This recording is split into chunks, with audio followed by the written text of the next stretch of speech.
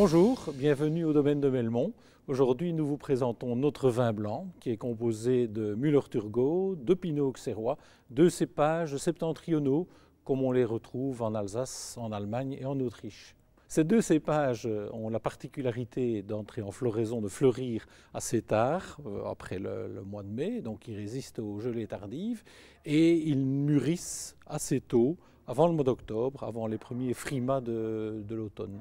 La vendange, c'est un choix très difficile à faire parce qu'il faut d'une part avoir suffisamment de sucre dans le raisin et avoir une acidité qui n'est pas trop élevée. Et c'est donc la conjonction de ces deux courbes qui décide de la date des vendanges.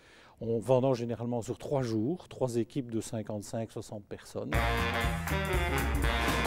Le raisin arrive ici emmené par les remorques, il est placé sur une table de triage où on enlève les éléments indésirables, les petites branchettes, les petites feuilles, etc.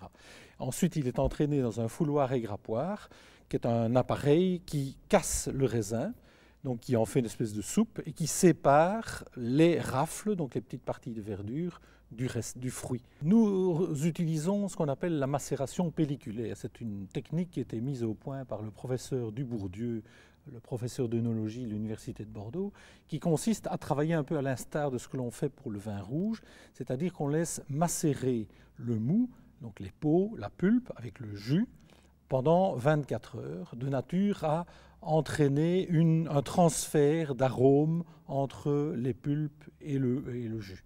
Après la macération pelliculaire qui aura duré environ 24 heures, on va presser le mou dans une presse pneumatique et la fermentation dite alcoolique va commencer. Donc elle va transformer les sucres en alcool avec un dégagement de CO2 et un dégagement de chaleur. On a enfin du vin, tous les sucres ont été consommés en alcool et nous avons une cuve dans laquelle on a du vin et dans la partie inférieure des lies. Tous les 2 jours, on vient mélanger dans la cuve les lies, remonter les lies, de sorte à extraire encore un maximum de matière qui se trouverait dans le fond de la cuve.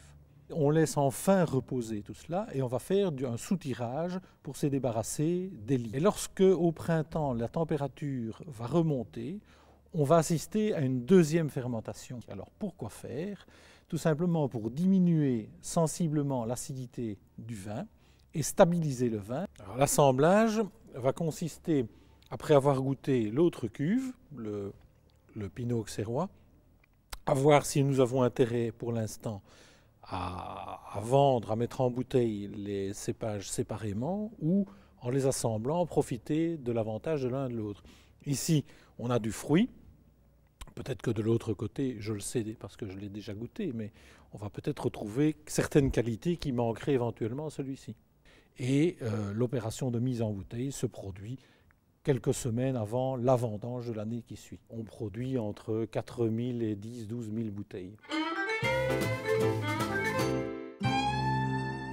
Comme tous les vins blancs secs, absolument éviter le frigo, encore moins le seau à glace. Température de cave, 13-14 degrés, éventuellement une décantation d'une demi-heure, 1 heure dans une carafe. Et je le sers, je le préconise sur les poissons, sur les fruits de mer, les crustacés. Et moi, je l'apprécie également sur les fromages légers, genre fromage de chèvre.